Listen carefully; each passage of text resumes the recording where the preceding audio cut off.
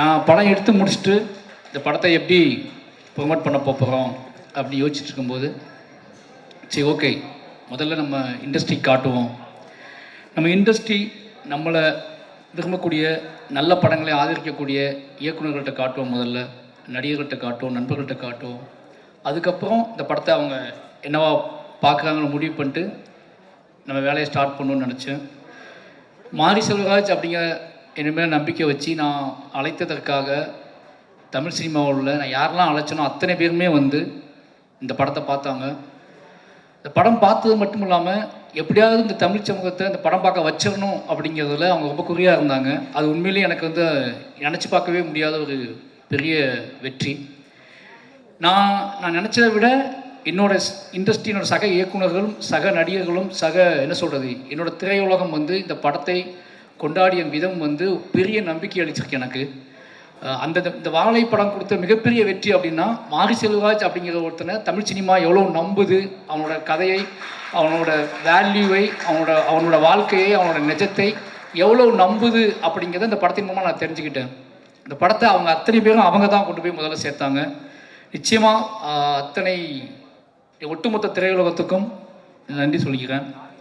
அதுக்கப்புறம் hot star ரொம்ப சாதாரணமாக ஒரு நாள் எங்கேயோ ஃபங்க்ஷனில் பேசிகிட்டு இருக்கும்போது பிரதீப் சார்ட்டையும் நகன்ட்டையும் சும்மா பேசிகிட்டு இருக்கும்போது இப்படி ஒரு லைன் இருக்குது, நான் ஃபஸ்ட்டு பண்ண நினச்சேன், அதை இப்போ பண்ணலான்னு ஆசைப்பட்றேன் அப்படின்னு சொல்லி அப்படியே ஸ்டார்ட் பண்ணி அப்படியே ஆரம்பிச்சது தான்.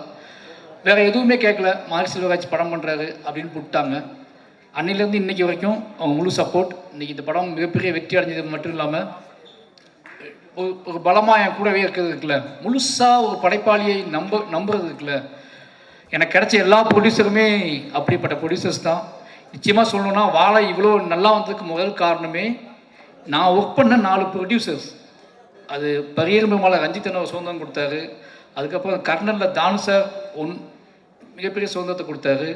அதுக்கப்புறம் ரெட் ஜெயிண்ட், மாமன்னனில் எல்லாமே என்னோட படமாகவே வர்றதுக்கு காரணம் என்னோடய தயாரிப்பாளர்களும் என்னோட நடிகர்களும் தான். அதுக்கப்புறம் வாழை, இதுக்கு ஒரு இதான். இது 4 படம் யோசிச்சு பார்த்தீங்கன்னா, மாரி செல்வராஜ்ங்க ஒருத்தன் தங்கு தடையில்லாமல் மக்கள்கிட்ட போய் சேர்றதுக்கு மெயின் ரீசன் நான் என்னை சூஸ் பண்ண தயாரிப்பாளர்களும் என்னோட நடிகர்களும் கதாநாயகர்களும் என்னோட மொத்த டீமும் தான். நான் அத்தனை என்னோட 4 ப்ரொடியூசருக்கும் நான் நன்றி சொல்லிக்கிறேன். இதில் முக்கியமான விஷயம் 4 பேர் கூட நான் படம் பண்ணிகிட்டு இருக்கேன் அடுத்து. அதான் வந்து முக்கியமான விஷயம். ஏன்னா அவங்க நம்புகிறாங்க என்னைய, நிச்சயமாக அந்த நம்பிக்கைக்கு உண்மையாக இருப்பேன்னு நம்புகிறேன். அதுக்கப்புறம் மாஸ்டர் சொல்லியே ஆகணும், மறுபடியும் எல்லா இன்டர்வியூலும் சொல்லிட்டே இருக்கா, என்னை ஏன் சூஸ் பண்ணான்னு தெரிலன்ட்டு. எப்படி சொல்கிறது மாஸ்டர், கரெக்டாக உண்மையாக சொல்லிடலாம் அப்படின்னா, மாஸ்டர் ஆக்ஷன் ஃபைட் பண்ணுவார். என் படத்தில் நான் பெருசாக வேல்யூ கொடுக்க மாட்டேன் ஃபைட்டுக்கு. அந்த ஃபைட்டுக்குள்ளே சீன் வச்சுருப்பேன். அது அவர் ரொம்ப டிஸ்டர்பன் பண்ணும். அவர் ஏதாவது யோசிச்சா நான் அதை சீனாக மாற்றி கன்வெர்ட் பண்ணிவிடுவேன். எல்லா ஃபைட் சீக்வன்ஸையும் நான் சீனாக மாற்றுவேன். எனக்கு எமோஷ்னல் தான் முக்கியம்னு சொல்லுவேன். அதை வந்து ஒரு மாஸ்டர் புரிஞ்சுக்கிட்டு அதுக்கான ஸ்பேஸை கொடுத்துட்டே இருப்பார். அது இப்படியே போயிட்டே இருந்துச்சு. இப்படிலாம் ஃபைட் மாஸ்டர்ஸ் இருக்காங்கன்னு போயிட்டே இருந்துச்சு.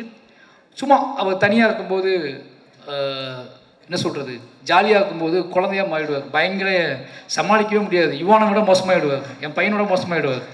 அப்புறம் தான் அந்த ஆள்கிட்ட ஏதோ உண்மை இருக்குது, மாஸ்டர் கிடையாது, ஃபைட் மாஸ்டர் கிடையாது. ஒரு நாள் ஒன்று சொன்னார், நான் படம் எடுப்பேன், என் படத்தை சண்டையே இருக்காதுங்க, இது போதும் எனக்கு. ஒரு மாஸ்டர் நான் படம் எடுப்பேன், அதை சண்டையே இருக்கான்னு சொல்கிறாருல, அப்போ அந்த ஆளை நம்பலாம் அப்படின்னு முடிவு பண்ணிக்கிட்டேன். நம்மளுக்கு அப்புறம் தான் நான் வாழை காமிச்சேன். வாழை படம் பார்த்துட்டு அடுத்த செகண்டே வந்து ஒரு 1 hour எதுவுமே பேசலை, அப்படியே அமைதியாக இருந்தார். நான் வாங்கிக்கிறேன் அப்படின்னு, நானும் கூட சேர்ந்து பண்ணுறேன் அப்படின்னாரு. சரின்னு சொல்லிட்டு அன்றைக்கி ஸ்டார்ட் பண்ண நம்பிக்கை தான் இன்றைக்கி வரைக்கும். என்ன பண்ணுறீங்கன்னு எதுவுமே கேட்கல, ஆன் தி வேல போயிட்டே 2 பேத்துக்குள்ள அண்டர்ஸ்டாண்டிங் ட்ராவல் ஆகுது. நிச்சயமாக ஒரு நல்ல படம் மட்டும்தான் நமக்கு நிறைய நம்பிக்கைகளை, நிறைய நண்பர்களை ஏற்படுத்தி கொடுக்குது அப்படிங்கிறது ஒரு பெரிய சந்தோஷம். இந்த வாழை வந்து இது வரைக்கும் நல்ல மாஸ்டராக எனக்கு இருந்த மாஸ்டர், ஒரு நல்ல நண்பனா, ஒரு நல்ல அண்ணனா தம்பியான்னு தெரியல, அவருக்கு முடி நிறைக்கலே எனக்கு நடச்சிருக்கு. அதனால் நல்ல நண்பன் தான், நல்ல நண்பனை கிடச்சிருக்கு. ரொம்ப நன்றி மாஸ்டர். அதுக்கப்புறம் ரெட் ஜெயிண்ட்டு, நான் என்ன தைரியத்தில் வந்து இந்த படத்தை நான் ரிலீஸ் பண்ணுறேன்னு சொன்னேன் அப்படின்னா, ரெட் ஜெயிண்ட் இருக்காங்க பார்த்துக்குவாங்க அப்படின்னு சொல்லிட்டு தான். ஏன்னா மாமன்னன் பண்ணும்போதே நான் சொல்லிட்டேன், என்ன படம் எடுத்துகிட்டு வந்தாலும் வந்துடுவான்னு சொல்லிட்டு. அதே மாதிரி அதை புரிஞ்சுக்கிட்டு வாழையை எடுத்துகிட்டு போனேன். ரொம்ப பயமாக தான் இருந்துச்சு. ஏன்னா அந்த biggest main stream production company அது. அதுவும் பிக்கஸ்ட் மெயின் ஸ்ட்ரீமாகவே ஒரு படத்தை ஒரு படத்தோட வெற்றியை படம் பார்த்துட்டு இருக்க 15 நிமிஷத்துக்கு சொல்லக்கூடிய ஆள் வந்து செல்வமூர்த்தி சார். படம் பார்த்துட்டு வெளியே வந்து படம் ஃபுல்லாக பார்த்துட்டார். அதான் பெரிய விஷயம். படம் ஃபுல்லாக பார்த்து அப்போ வந்து பெருசாக ஃபைனல் சவுண்டு கிவுண்ட்லாம் எதுவுமே இல்லை.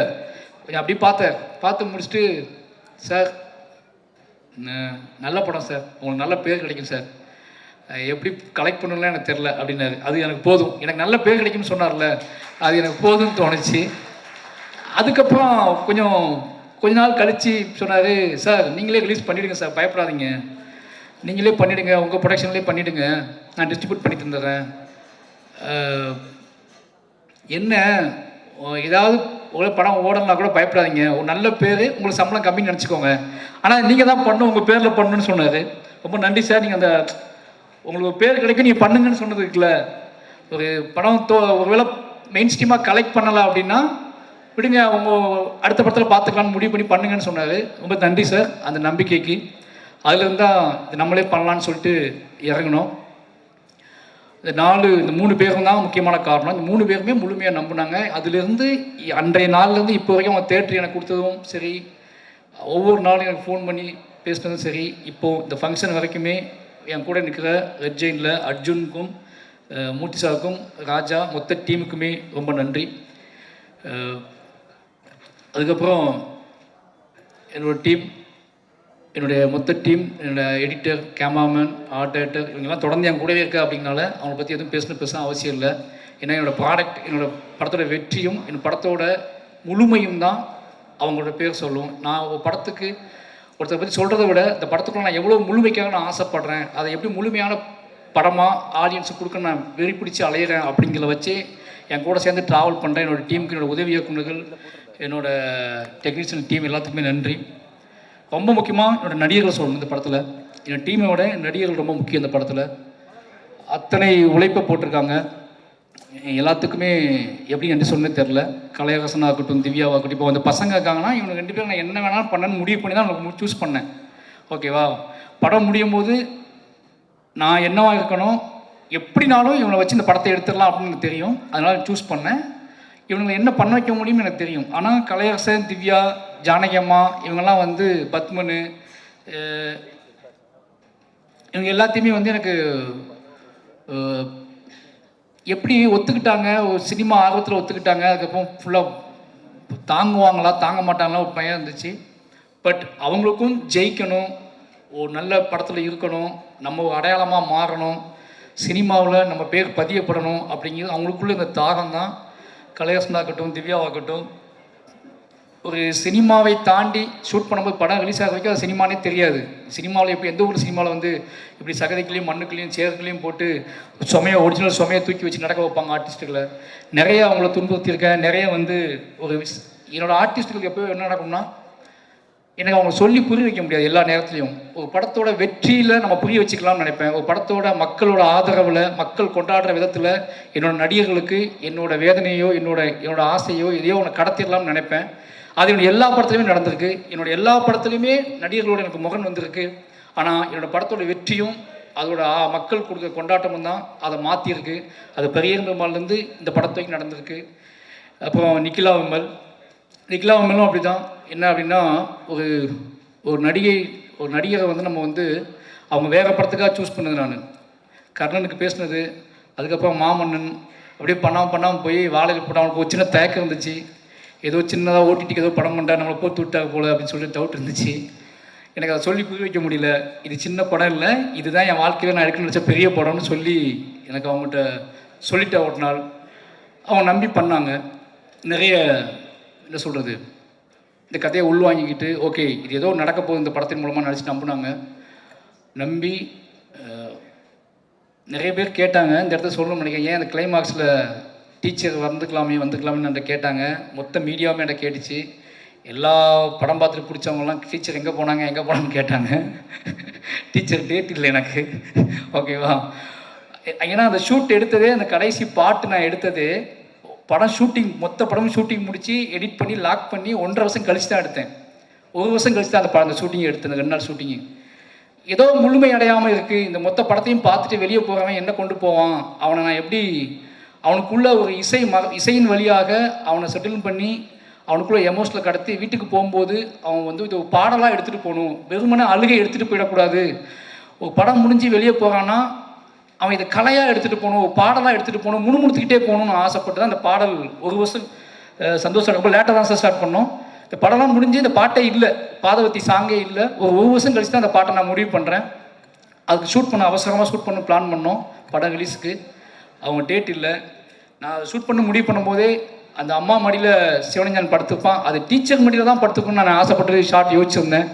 ஒருவேளை நடந்திருந்தால் இன்றைக்கி நிறைய பேர் கேட்ட கேள்விகளுக்கும் மோசமான சில விஷயங்களுக்கெல்லாம் வந்து பதில் சொல்கிற மாதிரி இருந்திருக்கும். அந்த ஷார்ட் நான் எடுத்திருந்தோம்னா அது மிஸ் பண்ணிட்டேன். என் லைஃப்பில் ரொம்ப நான் வருத்தப்பட்டது வந்து அதுக்கு தான். என்னோடய ஆசிரியர் அந்த இடத்துல இல்லாமல் ஏன்னா இருந்தாங்க, நிஜ வாழ்க்கையில் இருந்தாங்க. நிஜ லைஃப்பில் நிஜ கதையில் இன்னும் அத்தனை ஆசிரியர்களுமே அத்தனை பிணங்களும் அத்தனை உடல்களும் அடக்கம் செய்யும் வரைக்கும் என்னோடய ஒட்டுமொத்த டீச்சரும் அந்த இறுதி நாள் அந்த வாழைத்தோப்புக்குள்ளே உட்காந்துருந்தாங்க. அவ்வளோ பேருமே அழுதுகிட்டு. என்னோடய அத்தனை ஆசிரியர்களுக்கு நேரத்தை நன்றி சொல்லிக்கிறேன். அது தவிர்க்க முடியாத காரணத்தினால அந்த இடத்துல நான் ஆசிரியர் வைக்க முடியல. ரொம்ப நன்றி. அதுக்கப்புறம் என்னோடய ஊர் மக்கள், ஒவ்வொரு படத்தையும் நான் சொல்லிகிட்டே இருக்கேன், நான் படம் பண்ணுறதே என் ஊருக்காக தான் பண்ணுறேன், என் ஊர் மக்களை அங்கேருந்து வெளியே கொண்டு வரது தான் பண்ணுறேன். அவங்க இன்றைக்கி என்னோட எல்லா மேடையிலையும் என் ஊர் மக்கள் கொண்டாடப்படுறதும் அவங்க எல்லா படத்துலையும் சீல்டு வாங்குறதை விட ஒரு சந்தோஷம் என்ன இருக்குது எனக்கு. இது ஒரு மிகப்பெரிய சந்தோஷம் எனக்கு. யோசிச்சுப்பாங்க, பரியரும் பெருமாள் அங்கே தான் பண்ணேன், கர்ணன் அங்கே தான் பண்ணேன், மாமனன் அங்கே தான் பண்ணேன், வாழை அங்கே தான் பண்ணேன், இப்போ பண்ணிட்டு இருக்க பைசன் அங்கே தான் பண்ணிக்கிட்டு இருக்கேன். அவ்வளோ கதைகள் இருக்குது. ஏன்டா இவன் அங்கேயே போகிறான்னா அவ்வளோ கதைகள் இருக்குது. அந்த கதைகளை அவங்க எனக்காக சப்போர்ட் பண்ணுறாங்க. ரொம்ப சிம்பிள், ரொம்ப நாங்கள் பெருசாலாம் பிளான் பண்ணுறதில்ல. ரொம்ப எளிமையான உண்மை எங்ககிட்ட இருக்குது. அந்த எளிமையான உண்மையை கலையாக்குவதற்கு கஷ்டப்படுறேன். அந்த எளிமையான உண்மையை கொண்டு வைக்கிறேன். நான் எடுக்கிற வரைக்கும் ரொம்ப சிம்பிளாக தான் எடுப்பேன்.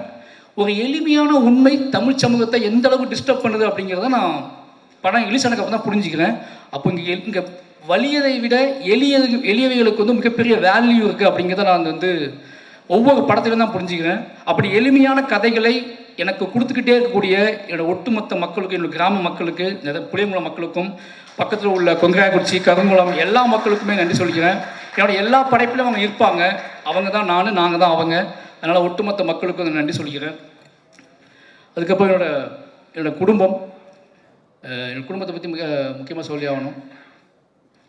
அதுக்கு முன்னாடி சந்தோஷ் நாராயணன் சார் ரொம்ப ஸ்பெஷல். எனக்கு இதயம் காமிக்கிற அளவுக்கு ஸ்பெஷல் ஒரு விஷயம் தான். என்ன அப்படின்னா, மாமன்னன் ரகுமான் சார்ட்ட போயிட்டேன். அப்போது வாழை பண்ணப்போ அடுத்து வாழை நான் தான் பண்ணும், ரகுமான் சார்ட்ட அனௌன்ஸ் வந்ததுக்கப்புறம் வாழை நான் தான் பண்ணணும்னு அடம்பிடிச்சி இப்போது ரகுமான் சார்ட்ட போயிட்டேன்னா கோவம் வரும்ல. அந்த கோவம் இல்லாமல் சூப்பர் மாதிரி நீங்கள் ரகுமான் சார்ட்ட போய் கற்றுக்கோங்க, ரகுமான் சார்ட்ட நீங்கள் ஒர்க் பண்ணணும் ஒரு படம், அப்படியே ராஜா சார்ட்டையும் நீங்கள் ஒரு படம் ஒர்க் பண்ணணும்னு சொன்னார். ரொம்ப நன்றி சார். அதுக்கப்புறம் வாழை மட்டும் பண்ணால் நான் தான் பண்ணுவேன், அதை மட்டும் நான் யாருக்கும் விட்டு கொடுக்க மாட்டேன் அப்படின்னு இந்த கதை சொல்ல நாள்லேருந்தே என் கூடவே ட்ராவல் பண்ணார். இந்த படம் நான் எப்பவும் சொல்லுவேன், என்னோடய படம் பெருசாக தெரிவதற்கும், என்னோடய படம் எமோஷனலாக தெரிவதற்கும், என்னோடய படம் ரொம்ப பியூராக தெரிவதற்கும் அது சந்தோஷ் நாயோட மியூசிக் ஒரு முக்கியமான காரணமாக இருக்கும்னு நினைப்பேன். ஏன்னா நான் ரொம்ப இசையின் வழியாகவே வளர்ந்த பையன். எனக்கு வந்து சொல்லிக் கொடுக்கறதுக்குலாம் ஆள் இல்லை ஊரில். எங்கேயோ தூரத்தில் கேட்ட பாடல் வழியாகவே என்னோடய கதையெல்லாம் நான் உருவாக்கிக்கிட்டே இருந்தேன். எனக்கு அங்கே டிவி பார்க்கலாம் டைம் இருக்காதுல்ல. அப்போ நான் காட்டில் பாட்டு கேட்டுகிட்டே இருப்பேன். அந்த பாட்டு வழியாக தான் என்னோடய காதலை, என்னோடய கஷ்டத்தை, என்னோடய அண்ணன் தம்பி பாசத்தை, இதெல்லாமே பாட்டை வச்சு நான் யோசிச்சுட்டே இருப்பேன். அதனால் எனக்கு இசை ஆல்ரெடி எனக்குள்ளே இசை தான் எனக்குள்ளே ஒரு நான் நடனம் ஆட ஆரம்பித்தேன். அப்போ இசை தான் என்னோடய பூர்வீகம். இசைக்குள்ளே தான் நான் பிறக்க ஆரம்பித்தேன். இசையிலேருந்து தான் இதை நான் கண்டுபிடிக்க ஆரம்பித்தேன். அப்போது ஒரு நல்ல மியூசிக் டைரக்டரோட ஒரு நல்ல வேல்யூ கிடச்சா பயங்கரமாகும். எனக்குள்ளே இருக்கிற என்னோடய விஷுவல்ஸை, என்னோடய ஷார்ட்டை நான் எடுப்பதற்கும் நம்பி எடுப்பதற்கு வந்து சந்தோஷ் நாராயணன் சார் மியூசிக் ஒரு முக்கியமான காரணம். ஏன்னா நீங்கள் யோசிக்கங்களேன், நான் எல்லா படத்துக்குமே பாட்டு எடுத்துகிட்டு தான் மொத்த படத்தையும் எடுத்துகிட்டு தான் அவர்கிட்ட போவேன். நான் என்னோடய ஒட்டுமொத்த படத்தையும் எடுத்து முடிச்சு தான் அவர்கிட்ட போவேன். அவர் நம்பிக்கை தான், அது கரெக்டாக மேட்ச் ஆகி வந்துடும். யோசிப்பாங்களேன், ஒரு வருஷம் கழிச்சு பாதவத்தி பாட்டு பண்ணுறோம் 2 பேரும் சேர்ந்து, அந்த பாட்டு வேணும்னு 2 பேரும் முடிவு பண்ணுறோம். அந்த பாட்டை டக்குன்னு யோசித்தோடனே இந்த பீட்டில், இந்த எமோஷ்னலில் இதை வெளியே போகிற ஒருத்தன் சும்மா பேசணும். நாங்கள் அன்றைக்கி பேசினது தான் இது சார். அழுது படம் விழுந்துட்டா எல்லாம் அழுதுட்டு இருப்பாங்க, என்ன பண்ணலாம் இவங்களை, எப்படி இவங்களை வெளியே படம் முடிஞ்சிச்சின்னு எப்படி சொல்கிறது, அப்படின்னு கேட்கும்போது ஒரு பாட்டு இசை கேட்குறாங்க. இசை முடிஞ்சால் படம் முடிஞ்சிட்டு நம்ம நம்புவாங்க. அப்போ நம்ம இசையை கிரியேட் பண்ணுவோன்னு சொல்லி தான் பாடல் ரெடி பண்ணோம். நான் நம்பினேன். இந்த பாட்டு ஓடும்போது எந்திரிச்சு போயிட்டா என்ன பண்ணுறதுன்னு ஃபீல் பண்ணேன். எந்திரிக்க மாட்டாங்கன்னு நிறைய பேர் சொன்னாங்க. சரி பார்ப்போம் அப்படின்னு வெயிட் பண்ணேன். மூர்த்தி சார் எந்திக்கல ஃபஸ்ட்டு அப்போது எந்திக்க மாட்டாங்க போல யாருமே அப்படின்னு வச்சு முடிவு பண்ணேன். ஃபஸ்ட்டு எந்திக்காத ஆடியன்ஸ் மூர்த்தி சார் தான். அவ்வளோ பக்கத்தில் நான் உட்காந்து என் கையை வந்து அவர் மேலே வச்சுருந்தேன். அதனால் எந்திக்கலான்னு தெரில. ஆனால் ஃபஸ்ட்டு நாள் நான் படம் பார்க்க போயிருக்கேன் திருநெல்வேலியில். அப்போ தான் அந்த பயம் எனக்கு இருந்துச்சு. இந்த பாட்டு ஆரம்பிக்கும் போது எந்திரிச்சு போயிட்டாங்கன்னா எனக்கு அதை ஜீர்ணிக்கவே முடியாது. அது முழுமையாக வெற்றி அடைஞ்சால் கூட அதை கொண்டாட முடியாது அப்படின்னு பயத்திலே இருந்தேன். ஏன்னா என் ஊர் எப்படி யோசிப்பாங்க, திருநெல்வேலியில் 700 பேர் உட்காந்துருக்காங்க, கத்தி கத்தி கத்தி கத்தி கத்தி உட்காந்துருக்காங்க. அதுக்கப்புறம் அமைதியாக அழுது உட்காந்துருக்காங்க. அவங்களெலாம் கண்ட்ரோல் பண்ண முடியாது. ஆனால் அந்த 700 பேர் அப்படியே உட்காந்துருந்தாங்க. அன்னைக்கு தான் எனக்கு வந்து அப்போ நான் முடிவு பண்ணேன், இந்த மக்களுக்கு எவ்வளோ பிரச்சனை வந்தாலும் சரி, யார் என்ன சொன்னாலும் சரி, இந்த மக்களுக்கு நம்ம ஆர்ட் ஃபார்மை கொடுத்துக்கிட்டே இருக்கணும். என்ன சொன்னாலும் சரி, என்னை பற்றி என்ன பேசினாலும் சரி, என்னை பற்றி என்ன புரிதலை கிரியேட் பண்ணாலும் சரி, என்னை பாராட்டவும் முடியாமல் திட்டவும் முடியாமல் தவிச்சாலும் சரி, நான் என்னோடய வேலைங்கிறது என் மக்களுக்கு கலையின் வழியாக யோசிச்சுப்பாங்களேன். என்னோட அம்மா அப்பாவை, என்னோடய அண்ணன் தம்பியை, என் ஊர் மக்களோட கண்ணீரை 30 வருஷம் கழித்து கலையாக்குவதற்காக நான் வந்திருக்கேன். அதை கலையாக்குறேன் அப்படின்னா அது எதையும் நினச்சி இல்லை, எதையாவது என் மக்களுக்கு என்ன சொல்கிறது, இப்படியே வாழ்ந்து இப்படியே செத்து போகிறோம், இப்படியே சண்டை போடுறோம், இப்படியே வாழ்ந்துட்டுருக்கோம்னு இல்லாமல் நம்ம படுற எல்லாத்தையுமே ஒரு படைப்பாகவும் இத்தனை கோடி மக்களுக்கும் கடத்த முடியுங்க நம்பிக்கை கொடுக்கறதுக்குல, அது ரொம்ப எனக்கு அதுவே போதுமானது எனக்கு. அதனால் எனக்கு ஒட்டுமொத்த நம்பிக்கையும் கொடுக்கறது இந்த மாதிரியான மூமெண்ட்ஸ் தான். ஒரு சாதாரண யாரோ எங்கே இருக்க ஒருத்தர் வந்து என்னை கைப்பற்றி பேசுறதுக்குல, அதை விட என்னோட பெருமை. என்கிட்ட வந்து பெருமை இல்லைன்னு சொல்லுவாங்க. என்னோட பெருமையை காட்டட்டுமா? 2 பேர் தான் என்னோட பெருமை. புரியுதா? ஒருத்தன் ஆடு மேய்ச்சி, அதாவது பெருமையை பேசிட்டா அவனோட என்ன பெருமையே இல்லையா? என்னால் இப்படி காட்டிகிட்டே இருக்க, கூலியாக காட்டுற, தொழிலாளியாக காட்டுறேன். என் கதை நான் கூலியாக தான் இருந்தேன், தொழிலாளியாக தான் இருந்தேன், சாப்பாட்டுக்கு வழி இல்லாமல் தான் இருந்தேன். திருப்பி நீ வந்து 30 வருஷம் முன்னாடி முப்பாட்டம் வாழ்னா அவனை பற்றி எடுக்கணும். நான் ஏன் எடுக்கணும் அவனை பற்றி? எனக்கு அவனுக்கு என்ன பஞ்சாயத்து இருக்குது, என்ன பிரச்சனை இருக்குது? அவனை எடுத்து காட்டி எனக்கு என்ன ஆக போகுது? எனக்கு நான் தான் பெருமை. என்னோட கண்ணீரும் என்னோட கவலையும் நான் ஆட்பாம மாற்றினல, அதுதான் என்னோட பெருமை. எனக்கு அப்புறம் அதே ஊரில் இருந்து 2 பேர்த்த கூட்டி வந்து இந்த மேடையில் நிப்பாட்டியிருக்கேன்ல, இதுதான் என்னோட பெருமை. ஓகேவா? இவன் 2 பேர்த்த உருவாக்குவான், இவன் நிச்சயமாக 2 பேர்த்த உருவாக்குவான். இன்னும் இத்தியான மனிதர்கள் உலகளாவி போயிட்டே இருப்பானுங்க. இன்றைக்கி வந்து கனடாவில் இருந்து அமெரிக்காவில் வந்து பேசுகிற தமிழர்கள், அந்த பையன் கூட நீங்கள் எப்போவாது வெளிநாட்டுக்கு வந்தீங்கன்னா அந்த பசங்களை விட்டு வந்துடாதீங்க, கூட்டிட்டு வாங்கன்னு சொல்கிறாங்கல்ல, இதுதான் எங்களோட வெற்றியாக நாங்கள் பார்க்குறேன். எனக்கு என்ன அப்படின்னா, இது ஏன் இவ்வளோ சொல்கிறேன் அப்படின்னா, எனக்கு ரொம்ப முக்கியம் வந்து என்னை தொந்தரவு செய்வது. இப்போ வந்து நான் உள்ள என்ட்ரியான உடனே ஒருத்தர் பேமாட்டேங்குது, பிரபல நண்பர் தான் அவர் கேட்டார், எல்லாத்துக்கும் பதில் சொல்லுவீங்களான்னு கேட்டார். எல்லா படமும் வெற்றி அடையுது, ஓகேவா? மக்கள் கொண்டாடுறாங்க. முன்னாடி ஒரு 500 பேர் நின்று நிறைய கேள்விகளை உருவாக்குறாங்க. அந்த 500 பேரும் என்னை பின்வாங்க வைக்கலாம்னு நினைக்கிறாங்க. நிச்சயமாக சொல்கிறேன், நான் முட்டி மோதி நிறைய இலக்குகளை தாண்டி வந்திருக்கேன். என்கிட்ட விடாப்புடியான நான் சொல்லியே தீர வேண்டிய கதைகள் இருக்குது. நான் அத்தனை கதைகளையும் எப்படியாவது மூச்சு முட்டி சொல்லிட்டு தான் நான் போவேன், ஓகேவா? நான் போகலான்னு முடிவு பண்ணும்போது, நான் கிளம்பலான்னு முடிவு பண்ணும்போது நான் நிறைய பேர்த்த உருவாக்கியிருப்பேன். அவங்க சொல்ல ஆரம்பிப்பாங்க. இது வந்து மாற முடியாது. வாழையை சொல்லிட்டேன் அப்படிங்கிற ஒரு சந்தோஷம் எனக்கு. வாழை எங்களோட பெரிய உழைப்பு, எங்களோட பெரிய நம்பிக்கை. ஏன்னா எங்கள் அம்மா அப்பாவுக்கு நேரத்தை நன்றி சொல்லி ஆகணும். அவங்க ஒன்று சொன்னாங்க என்கிட்ட, எங்கள் அம்மா சொன்னாங்க, வாழை படம் எடுக்க போவேன்னு சொன்ன உடனே, சரி இந்த ஒரு படம் நீ சந்தோஷமாக இருக்கலாம்ல, இந்த படம் ரிலீஸ் ஆகும், இது நம்ம கதை, நம்மளோட வாழ்ந்த கதை, உன்னோட சொந்த கதை, உன்னோட அழுகையும் கண்ணீரும், இது வந்து யாருமே எந்த டிஸ்டர்ப் பண்ண மாட்டாங்கல்ல, பார்ப்பாங்க அப்படியே போயிடுவாங்கல்லன்னு நான் சொன்னேன். அவங்கக்கிட்ட இல்லைம்மா அப்படிலாம் போக மாட்டாங்க, எடுக்கிறது உன் பையன், என்ன வேணாலும் கண்டுபிடிப்பாங்க, என்ன வேணாலும் பேசுவாங்க, ஓகேவா? ஏன்னா நான் சாதாரண ஆள் இல்லைன்னா அவங்க நினைக்க ஆரம்பிச்சிட்டாங்க, ஓகேவா? நான் அசாதாரணமான ஆள் தான். ஏன்னா 30 வருஷம் அந்த மண்ணுக்குள்ளேருந்து உயிரை பிடிச்சிக்கிட்டு ஓடி வந்திருக்கேன். 30 வருஷம் அங்கேருந்து ஓடி வந்து அதே வழியை திருப்பி கடத்துவதற்கு, திருப்பி கொண்டு வந்து சேர்ப்பதற்கு நான் அவ்வளோ மெனக்கிடுறேன். அதனால் நான் எல்லா வலிமையும் என் மக்கள்கிட்ட தான் எடுத்துகிட்டு வரேன். இன்றைக்கி நான் மட்டும்தான் நான் உழைக்கலை, என் மக்கள் என்னை நம்பி என் கூடவே நின்று எனக்காக அவங்க படுற கஷ்டம் இருக்குல்ல, உழுனா உழுறாங்க, பாயினா பாயிறாங்க, செமனா செமக்குறாங்க, அழுனா அழுறாங்க, உடனா உடைக்கிறாங்க, இத்தனை வலிமையும் உருவாக்கியிருக்கேன். இது ரொம்ப எமோஷ்னலாக உண்மையால் கட்டப்பட்ட ஒரு கலை. அதை நிச்சயமாக வாழை எனக்கு கொடுத்துருக்கு. வாழை கொடுத்துற பெரிய நம்பிக்கை வந்து அதுதான். ரொம்ப ரொம்ப யோசிக்கவே முடியல. இப்போ பிரதீப் சார் சொன்னார்ல, நாங்கள் நினச்ச வெற்றியை விட இது பெரிய வெற்றின்னு. இப்போ மற்றவங்க பேசிட்டு போனாங்க, அவங்களால அந்த வெற்றியை கரெக்டாக சொல்ல முடியல. எனக்கு வீட்டுக்குள்ளே அடைச்சி வச்சு வெற்றின்னு சொல்லுவாங்க, நம்புவீங்களா? இந்த மற்ற படத்துக்கு மாமன்னனுக்கு நான் ஒரு இப்போ மாமன்னன் ரிலீஸ் வெற்றி ஆகும்போது, கர்ணன் வெற்றி ஆகும்போதுலாம் நான் ப்ரொடியூசர்ஸை பார்ப்பேன், ஜாலியாக பேசுவேன், அவங்க கூட சுற்றிக்கிட்டே இருந்தேன். ஆனால் வாழை இவ்வளோ போய் வெற்றி ஆனோடனே நான் வீட்டுக்குள்ளேயே தான் உட்காந்துருந்தேன். எங்கேயுமே போகல, யார் கூடயும் பெருசாக பார்க்கல, சும்மா அங்கங்கே வெளியே போயிட்டு வந்துட்டு வீட்டுக்குள்ளே தான் உட்காந்துட்டு இருந்தேன். ஏன்னு கேட்டால் இந்த வெற்றியை என்னால் ஹேண்டில் பண்ணவே முடியல. அவ்வளோ நடுக்கமாக இருந்துச்சு எனக்கு. ஏன்னா வந்த பதில்கள்லாம் அப்படி வந்துச்சு. இந்த படம் பார்த்துட்டு என்னை பேசினவங்க, இந்த படம் பார்த்துட்டு என்னை அழைச்சவங்க, இந்த படம் பார்த்துட்டு என்னை பார்க்கணுன்னு துடித்தவங்க, இந்த படம் பார்த்துட்டு என்னை தேடி பிடிச்சி என் வீட்டு கதவை தட்டினவங்க, என் கைகளை பற்றி கொண்டவங்க, இவ்வளோ மனிதர்கள், இத்தனை மனிதர்கள் இருக்காங்க, இத்தனை கோடி மனிதர்கள் இருக்காங்க, இவ்வளோ பேர் ஒரு நிஜத்தை இப்படி எடுத்துக்கிறாங்க அப்படிங்கிற ஒரு நம்பிக்கை இருக்குல்ல, இது ஒரு மிகப்பெரிய நம்பிக்கையை கொடுத்துருக்கு. ஒட்டுமொத்த தமிழ் சமூகத்துக்கும் இந்த வாழை டீமுக்காக நன்றி சொல்லிக்கிறேன். ஏன்னா இது எனக்கான மட்டும் நம்பிக்கை இல்லை, எனக்கு பின்னாடி நிறைய அசிஸ்டன்டேட்டர்ஸ் இருக்காங்க.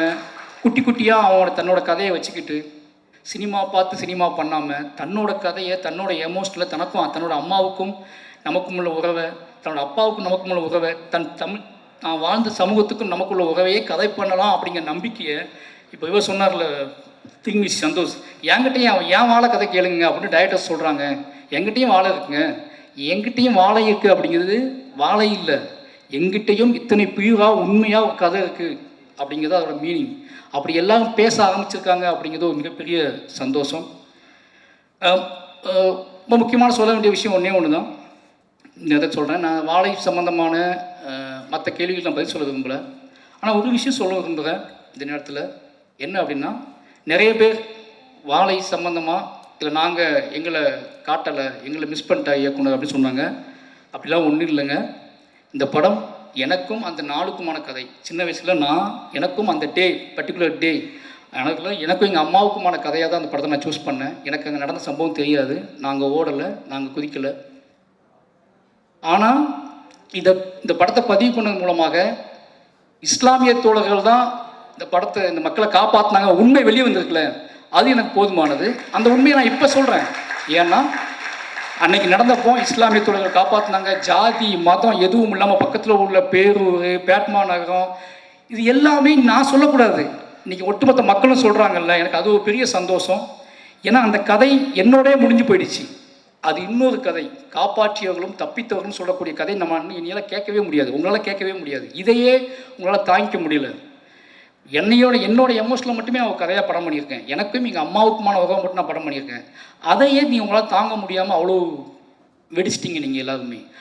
அந்த சம்பவம் நடக்கும்போது காப்பாற்றினவங்களும் தப்பித்தவர்களும் உசுறு துடிச்சிக்கிட்டு இருந்தவங்களும் அதை நான் கதையாக பண்ணேன் அப்படின்னா அது வேற. அப்படியே அந்த நாளில் 30 வருஷம் கழித்து ஒரு மேடை போட்டு அன்றைக்கி நன்றி சொன்னாங்களா என்னன்னு தெரியாது. 30 வருஷம் கழிச்சு இந்த மேடையில் என் ஊர் மக்களை வச்சுக்கிட்டே சொல்கிறேன், அன்றைக்கு எங்கள் மக்களை காப்பாற்றிய அத்தனை நண்பர்களுக்கும் நன்றி, அத்தனை இஸ்லாமிய நண்பர்களுக்கும் நன்றி, ஜாதி மதம் இல்லாமல் அத்தனை தமிழ் சமூக மக்களுக்கும் நன்றி. அந்த நன்றியையும் அதை சொல்வதற்காகத்தான் நாங்கள் கிளம்பி வந்தோம். அதை ஒரு படம் பண்ணியிருக்கேன். அந்த படத்தின் வழியாக இந்த படத்தோட வெற்றி தான் உங்களுக்கான நன்றி. இதை நான் பகிரங்கமாகவே சொல்கிறேன். அன்னைக்கு தப்பிச்சவங்களும் இந்த படத்தில் நடிச்சிருக்காங்க, அவங்க மூலமாகவும் உங்களுக்கு இந்த நன்றி சொல்லிக்கிறேன். கடைசியாக என்னோட மனைவி திவ்யா, ஒவ்வொரு கதை பண்ணும்போதும் இந்த படம் ரிலீஸ் ஆகும்போதும் இது என்ன மாதிரியான டிபேட் உருவாக்கும், யாரெல்லாம் என்னெல்லாம் பேசுவாங்க அப்படின்னு ஒரு பயம் அவங்களுக்கு இருந்துகிட்டே இருக்கும். அது என்னோட தனிமையெல்லாம் அவங்களுக்கு பயம் கொடுக்கும். என்ன யோசிக்கிறான், என்ன பண்ணுறான், இது எப்படி ஹேண்டில் பண்ண போகிறான் அப்படின்னு சொல்லி நான் சொல்லுவேன். நான் மக்களை நம்புகிறேன். மக்கள் ஒரு பெரும்பான்மையான மக்கள் சத்தத்தில் இந்த குட்டி குட்டியான விஷயங்கள்லாம் மறைஞ்சு போயிடும், நீ வெயிட் பண்ணுன்னு சொல்லுவேன். அப்படி ஒவ்வொரு படத்துலையும் நடக்கும். அதுக்கப்புறம் அவங்க புரிஞ்சுக்குவாங்க. இன்றைக்கி வரைக்கும் நான் எந்த கதை சூஸ் பண்ணாலும், எந்த மாதிரியான என்னோடய ஒர்க் ஸ்டைலை மாற்றிக்கிட்டாலும், நான் வீட்டுக்கு போனாலும் சரி, போகலனாலும் சரி, காத்திருப்பெல்லாம் உழைச்சாலும் சரி, அதை புரிஞ்சுக்கிற ஒரு மனைவி கிடைக்கிறது பெரிய விஷயம். அப்படி இந்த படத்தோட ப்ரொடியூசராக அவங்க ஆகி என்ன சொல்கிறது, என்னை ஃப்ரீயாக பேச விடுன்னு என்னை மேடையில் ஃப்ரீயாக பேச அனுமதின்னு சொன்னால், நான் இப்போ தான் பேசுவேன்னு சொன்னேன். வந்து நன்றின்னு சொல்லிட்டு போயிட்டாங்க. நிறைய பேசுவேன்னு நினச்சேன், உன்னைய பேசலை. ஏன்னா அவங்க அவ்வளோ இந்த வெற்றியில், என்னோடய வெற்றியில் அவங்களுக்கு முக்கியமான ஒரு பங்கு இருக்குது. ஏன்னா அது சாதாரண விஷயம் இல்லை. என்னால் அது எப்படி சொல்கிறேன்னு தெரியல எனக்கு. ஒரு கலைஞனுக்கு தான் கூட வாழ்கிறவங்க, தன்னை காதலிக்கிறவங்க கொடுக்குற சுதந்திரம் இருக்குல்ல, அது ரொம்ப அலாதியானது. இந்த ஒட்டுமொத்த மாரி செல்வராஜ் அப்படிங்கிற ஒட்டுமொத்த வெற்றியோட வேர் எங்கே இருக்குன்னா, அது என் மனைவிக்கிட்ட தான் இருக்குது. அவங்களுக்கு எல்லாத்தையும் ரொம்ப நன்றி சொல்லிக்கிறேன். அதுக்கப்புறம் என்னோடய குடும்பம், முக்கியமாக என்னோடய மனைவியோட அம்மா மங்கேக்கரசி, அவங்க டீச்சர். அதுக்கப்புறம் தங்கச்சி சொர்ணா. ஏன் சொல்கிறேன் அப்படின்னா, நாலுமே ஒரே வீட்டில் தான் வாழ்கிறோம். ஒருத்தனை புரிஞ்சிக்கிறது இருக்குல்ல, ஒரு படைப்பாளனை பக்கத்துலேருந்து பார்த்து புரிஞ்சிக்கிறது இருக்குல்ல, அது ரொம்ப முக்கியமான விஷயம். நான் இவ்வளோ கட்டற்று என் வேலையை பார்ப்பதற்கு அவங்க முக்கியமான காரணமாக்குவாங்க. அவங்களுக்கு நன்றி சொல்லிக்கிறேன். ஏன்னா அவங்க சொல்லுவாங்க, திவ்யா மாரியை டிஸ்டர்ப் பண்ணாத, மாரியை வேலை பார்க்குறான், அவனை டிஸ்டர்ப் பண்ணாதன்னு சொல்லுவாங்க. அந்த ஒட்டுமொத்த குடும்பமே என் மேலே வச்சுக்க நம்பிக்கையும். ஏன்னா எங்கள் ஒரு யாருன்னு தெரியாத ஒரு பையன் காதலிச்சு கல்யாணம் பண்ணி உள்ளே வரான். அந்த காதலை நிரூபிப்பதற்காக நான் வேலை செய்ய ஆரம்பிக்கிறேன். அந்த காதல் வந்து ஒரு மகத்தான இடத்தை அடைவது அப்படிங்கிறது இந்த மேடையில் தான் அடையுது. ஏன்னா ஒரு காதலை நிரூபிப்புங்க சாதாரண விஷயம் கிடையாது. நீங்கள் வாழ்நாள் ஃபுல்லாக நிரூபிச்சுட்டே இருக்கணும். நம்ம தமிழ் சமூகத்தில் ஒரு பெண்ணின் மீதான காதலை நிரூபிப்பது வந்து ரொம்ப சாதாரண விஷயம் கிடையாது. என்ன சொல்கிறது, அவ்வளோ கஷ்டமான விஷயம். அப்படி என் காதலை நிரூபிப்பதற்காகவே தொடர்ந்து என்னை இயங்க விடுற என்னோடய ஒட்டுமொத்த குடும்பத்துக்கும் ரொம்ப நன்றி. இப்போ எங்கள் அண்ணன், என் ஃபேமிலி எல்லாத்துக்குமே நன்றி. ஏன்னா நான் ரொம்ப நேரம் பேசுறதுக்கான காரணம் என்ன அப்படின்னு, ரொம்ப நேரம் பேசக்கூடாதுன்னு நினச்சி தான் வந்தேன். ஆனால் ஒவ்வொருத்தர் முகமாக வர ஒரு நான் லீனியரில் எனக்கு போய்கிட்டே இருக்குது. திடீர்னு ஒருத்தர் முகம் கிராஸ் ஆகுது, திடீர்னு ஒருத்தர் வராது, ஒரு கேள்வி வருது, ஒரு ட்விட்டரில் ஒரு ஃபேஸ் வருது, அப்போ என் ஃபேமிலி தெரியுறாங்க, என் குழந்தை தெரியுது. பட் எல்லாத்துக்குமே நன்றி.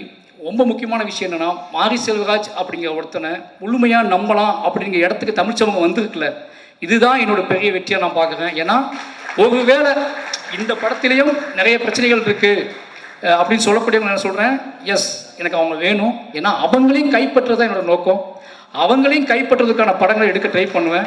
ஏன்னா இங்கே கலையால் சாத்தியம் இல்லாத எதுவுமே கிடையாது. இன்னைக்கு இல்லைனாலும் என்னைக்காவது அத்தனை மக்களையும் நான் வென்றே தீர்வேன் அப்படிங்கிற நம்பிக்கை எனக்கு இருக்குது. ஏன்னா அவ்வளோ வேலைகள் இருக்குது, அவ்வளோ படங்கள் இருக்குது. நிச்சயமாக நான் என் மீதான பார்வை மாறும். என்னை பற்றி யோசிக்கிறதுக்கு கொஞ்சம், என்னை பற்றி பேசுகிறதுக்கு முன்னாடி ஒரு யோசனை வரும். மாரி செல்வராஜ் அவன் யாருன்னு தெரிஞ்சுக்கிறதுக்காக எடுக்கப்பட்ட படம் தான் வாழை. இதுலேயும் அவங்களுக்கு குழப்பம் இருக்குன்னா திருப்பி நான் எடுப்பேன். திருப்பி எடுத்து நிரூபிக்க ட்ரை பண்ணிகிட்டே இருப்பேன். வாழை 2 வரதுக்கும் வாய்ப்பு இருக்குது. வாய்ப்புங்களா சார்? பதிவு சார் தூங்கிட்டாருன்னு நினைக்கிறேன். ஏன்னா அதான் சொல்ல வேண்டிய கதை நிறைய இருக்குது. சும்மா வாழை 2 வரும். வாழை நான் வந்து அது சிவனஞ்சன் வச்சே எடுப்பேன், பொன்வேல் வச்சே எடுப்பேன். ஏன்னு கேட்டிங்கன்னா, இதுக்கு பின்னாடி ஒரு கதை இருக்குல்ல, அது உங்களை இன்னும் பயங்கரமாக என்னை புரிஞ்சுக்கிறதுக்கு வழிவகுக்கும். ரொம்ப நன்றி. மறுபடியும் சொல்கிறேன், என்னோடய மீடியா நண்பர்களுக்கு ரொம்ப நன்றி சொல்லி ஆகணும். ஏன்னா தொடர்ந்து அவங்க ஏதோ வகையில், எனக்கு தெரியும் இன்றைக்கி மீடியாங்கிறது, பத்திரிகைங்க அப்படிங்கிறது எவ்வளோ பெரிய பயத்தை ஏற்படுத்தியிருக்கு ஒவ்வொரு நடிகருக்கும், ஒவ்வொரு கலைஞர்களுக்கும். பேசும்போது, மேடையில் பேசும்போது உங்களுக்கு விஷயம் தெரியுமா, முன்னாடிலாம் சென்சார் மண்டையில் ஓடிக்கிட்டே இருக்குது. நம்ம என்ன வார்த்தை யூஸ் பண்ணுறோம், நம்ம தப்பாக எதுவும் பேசக்கூடாது. இப்போ நான் பேசின எந்த வார்த்தையை இத்தனை கேமராவும் டைட்டிலாக போட போகிறாங்க அப்படிங்கிற விஷயம் வரைக்கும் மண்டையில் ஓடுது. ஓகேங்களா? நான் ஒன்று சொல்கிறேன், அதுதான் அந்த பயம் ரொம்ப முக்கியமானது தான். நம்மளை ஒட்டுமொத்த மக்கள்கிட்ட கொண்டு போய் சேர்த்துக்குவாங்க. நீ தப்பாக பேசினாலும் சரி, சரியாக பேசினாலும் சரி, மக்கள்கிட்ட கொண்டு சேர்த்துருவாங்க அப்படிங்கிற பயம் இருக்குல்ல, அது ரொம்ப முக்கியமானது. இத்தனையும் தாண்டி பரியன் பெருமாள் எப்படி ஃபஸ்ட்டு ப்ரெஸ் ஷோ முடிஞ்சு வெளியே வரும்போது என்னை கட்டி அணைச்சாங்களோ, அதே மாதிரி வாழை முடிஞ்சு வெளியே வரும்போது அவங்க கட்டி அணைச்சா அன்றைக்கி தெரிஞ்சு எனக்கு நாம் மறுபடியும் ஒரு இன்னும் வேகமாக ஓடுவதற்கான ஒரு 4வது நாள் அமைஞ்சிருச்சு. அதனால் மீடியா நண்பர்களுக்கும் நன்றி. கடைசியாக என்னை உருவாக்கிய என்னுடைய இயக்குனர் ராம் சார், என்னை ஏன்னா இது அத்தனைக்கும் அவர் ஒரு பொறுப்பு. ஒரு மனுஷனை, ஒரு பையனை அப்படியே அடியிலேருந்து பிடிங்கி எடுத்துகிட்டு வந்து அவனாவே வளர விடுறது இருக்குல்ல, அது ரொம்ப அசாதாரணமானது. எல்லாம் என்கிட்ட கேட்பாங்க, உங்கள் இயக்குனர் வந்து அவர் வேறு ஸ்டைலில் படம் எடுக்கிறாங்க, நீ வேறு ஸ்டைலில் படம் எடுக்கிறீங்கன்னு கேட்பாங்க. அவர் என்னைய வந்து தத்துவங்களை எனக்கு போதிச்சு அந்த தத்துவத்தின் வழி உன் வாழ்க்கையை நீ படம் பண்ணுறா அப்படின்னு சொல்லி கொடுத்ததுக்குல அது ரொம்ப முக்கியமானது. இல்லைனா நான் என்ன பண்ணிப்பேன்னு எனக்கு தெரியாது. இத்தனை படங்கள் காத்திரமாக ஆகிறதுக்கு காரணம் என்னோடய இயக்குனர் தான். அதுக்கு பிறகு ரஞ்சித் அண்ணன், இவங்க 2 பேரும் என்னோடய வாழ்க்கையில் முக்கியமான ஆட்கள். ரீசன் ஒன்லி எனக்கு இவங்க சுதந்திரத்தை பொதியக்கூடிய ஆட்களாக இருக்காங்க. ஏன்னா டே நீ பண்ணுறா இவ்வளோதான் அவங்க சொல்கிற வார்த்தை. இந்த 2 பேர்த்துக்கும் என்றைக்குமே என்னோடய மேடையிலும் என்னோட படைப்புகள்லையும் அத்தனையிலுமே இவங்களுக்கு முக்கியமான பங்கு இருக்கும். கடைசி என்னோடய டீம் அசிஸ்டன்ட் டைரக்டர்ஸ், அதுக்கப்புறம் லிரிக்கிஸ்ட் யுகபாரதி அண்ணன், விவேக், இவங்க 2 பேருக்கும் ரொம்ப நன்றி. ஏன்னா இந்த பாடல்களை மிகச்சிறப்பாக அவங்க எழுதி கொடுத்தாங்க, அவங்களுக்கு தெரியும். என்னை நேசித்து அவங்க எழுதுவாங்க, அவங்களுக்கு இந்த நேரத்தில் நன்றி. கடைசி என்னுடைய உதவி இயக்குநர்கள் பற்றி சொல்லணும் அப்படின்னா ரொம்ப முக்கியமான விஷயம். நிறைய பேர் வருவாங்க போவாங்க போயிட்டே இருப்பாங்க. நான் ஒன்றே தான் சொல்லுவேன். ஏன்னா நான் ரொம்ப பிரச்சனை என்ன தெரியுமா, நான் எங்கள் டைரக்டர்கிட்ட ரொம்ப எமோஷ்னலாக வளர்ந்த ஒரு பையன். இதுக்கப்புறம் அசிஸ்டன்ட் டைரக்டர்ஸ்க்கு அந்த எமோஷனல் வருமானம் எனக்கு தெரியாது. ஆனால் நான் எங்கள் டைரக்டரோட 15 வருஷம் அது ஒரு தாய்மகன் உறவுலேயே இருந்தது. நிறைய சண்டை போட்டுக்குவோம். ஆனால் எனக்கு அவர் தான் அப்படிங்கிற நம்பிக்கை எனக்கு இருந்துச்சு, அவருக்கு இவன் தான் அப்படிங்கிற நம்பிக்கை அவருக்கு இருந்துச்சு. ஆனால் சண்டை போட்டுகிட்டே இருப்போம், பேசுவோம், பேசாமல் இருப்போம். ஆனால் என்னோடய அடையாளம் அவர் தான் அப்படிங்கிறத நான் உறுதியாக நம்பினேன். அதுக்கு உண்மையாக அப்படியே வளர்ந்த பையன் அப்படிங்கிறனால என்னோடய உதவிக்கிட்ட கொஞ்சம் நான் அதிகமாக எதிர்பார்ப்பேன். அந்த உழைப்பை அவங்களும் போடுவாங்க. அப்படி என்னோடய தொடர்ந்து எல்லா படத்துலையும் போட்டுட்ருக்காங்க. நிச்சயமாக அவங்களையும் ஒரு முக்கியமான இடத்துக்கு நான் கூட்டிகிட்டு போவேன் அப்படின்னு நம்புகிறேன். இந்த நேரத்தில் உங்களுடைய யாராவது விட்டுருந்தா மன்னிச்சுக்கோங்க. உங்களோட அத்தனை பேர் உழைப்புக்கும் நன்றி, நண்பர்களுக்கும் நன்றி. எல்லாருமே வாழை ஆரம்பித்த நாள்லேருந்து வாழை ஜெயிச்சே ஆகணும்னு நம்பினாங்க, வாழை முக்கியமான படமாக்கும் நம்பினாங்க. அத்தனை மாரி செல்வராஜ் மீது அத்தனை நம்பிக்கை வைத்த அத்தனைக்கும் நன்றி. என்னோடய நடிகர்களுக்கு மறுபடியும் நன்றி சொல்கிறேன். முக்கியமாக ஜானகி அம்மா நான் சொல்லி ஆகணும். கரெக்டாக ஞாபகம் வந்துருச்சு எனக்கு. சாரிம்மா. என்னென்னா ஒரு முக்கியமான விஷயம், ஜானகி அம்மா அந்த படத்தை முதல்ல நடிக்கலை. 10 நாள் 5 நாள் ஷூட் பண்ணிவிட்டு அம்மா கேரக்டர் வச்சு வேற ஒரு நடிகர் நடித்தாங்க. எனக்கு என்ன பண்ணே தெரில. எங்கள் அம்மா கண்ணுக்கே வரல. என்னடா நடக்குது இப்போ? ஷூட்டிங் ஸ்பாட் நடந்ததே கிடையாது. எனக்கு பைத்தியம் முடிச்ச மாதிரி ஆகிட்டேன். நான் 4 நாள் ஃபுட்டேஜ் எடுத்தாச்சு ஓன் ப்ரொடக்ஷனுக்காக. என்னடா மற்ற ப்ரொடக்ஷன்லாம் ஒழுங்காக வேலை பார்த்தோம், சொந்தமாக படம் எடுக்கிறோம், முட்டாத்தனமாக தான் வேலை பார்த்துட்டோமா, என்ன நடக்குது? ஃபுட்டேஜ் 4 நாள் எடுத்துட்டேன். அப்போ இதுக்கப்புறம் யாரையும் கூப்பிட்டு காய் சமைப்பீங்களா, இது பண்ணுவீங்களா, அது பண்ணுவீங்களான்னு கேட்டு ஒரு நடிகரை கூப்பிட்டு கொண்டு வர முடியாது.